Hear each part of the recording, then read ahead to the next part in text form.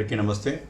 భగవానుడు చెప్పాడు, ఎవరయ్యా నీవు అని అర్జునుడు అడిగినప్పుడు, అహం ఆత్మ గుడాకేశ సర్వభూతాశయ స్థిత అహమాదిశ్చ మధ్యం చ భూతానాం అంతమేవచ అని.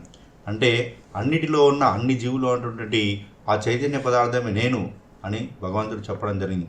ఆ ఆత్మ పదార్థమే ఆ భగవంతుడు. మరి ఆత్మను ఆశ్రయించాలి.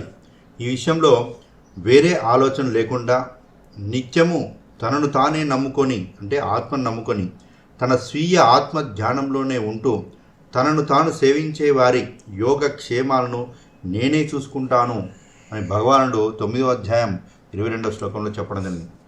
అనన్యా చింతయంతో మాం ఏ జనా పర్యుపాసతే తేషాం నిత్యాభియుక్తానాం యోగక్షేమం మహామ్యహం.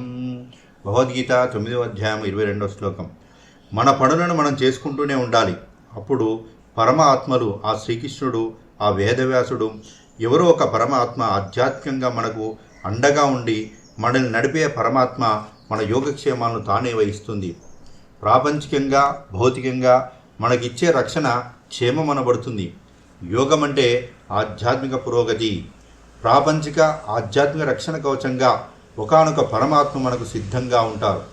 మనం చేయవలసిందల్లా ఒకటే, ఆత్మ ధర్మాన్ని నిర్వర్తించడం, మన ధ్యానంలో మనం ఉండడం, శుభాలను అశుభాలను మనస్సులో వదిలిపెట్టేయగలడం, మన వశంలో మనం ఉండడం, మన యోగంలో మనం ఉండడం. ప్రహ్లాదుడు ఎప్పుడూ ధ్యానంలో ఉండేవాడు. ఆ హిరణ్యకశిపుడు ఎన్ని విధాలుగా చంపాలని ప్రయత్నించినా కానీ రక్షింపబడ్డాడు.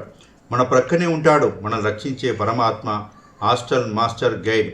మన కళ్ళకు కనిపించాడు, కానీ తనకు తాను చేయవలసింది మాత్రం చేస్తాడు. కనుక మనం చేయవలసింది మనం చేస్తే మన యోగక్షేమాలు పరమాత్మలు చూసుకుంటారు. ధ్యానం రక్షతి రక్షితం. ధ్యానుల చేత రక్షింపబడిన ధ్యానమే తిరిగి ఆ ధ్యానం రక్షిస్తుంది. ధ్యానం చేయడం అంటే ఆత్మని ఆశ్రయించడం. నేను ఈ దేహం కాదు, నేను మనసు కాదు, నేను బుద్ధి కాదు, నేను చిత్తం కాదు, నేను అహంకారం కాదు, వీటన్నిటికీ మూలమైన ఆత్మ పదార్థం నేను. ఆ యొక్క నేనును ఆశ్రయించడమే ధ్యానం. అంటే మనసును శూన్యం చేసుకోవడమే ఈ ధ్యానం.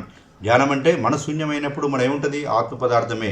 మరి ఆత్మే భగవంతుడు, ఆత్మ శ్రీకృష్ణుడు అని ఇక్కడ చెప్పడం జరిగింది. మరి ఆ ధ్యానం ద్వారా మనము ఆత్మను ఆశ్రయిస్తున్నాము, ఆ భగవంతుని ఆశ్రయిస్తున్నాము. అప్పుడు మన యోగక్షేమాలను ఆ పరమాత్మలు చూస్తారు అని ఈ శ్లోకంలో భగవానుడు మనకు తెలియజేయడం జరిగింది.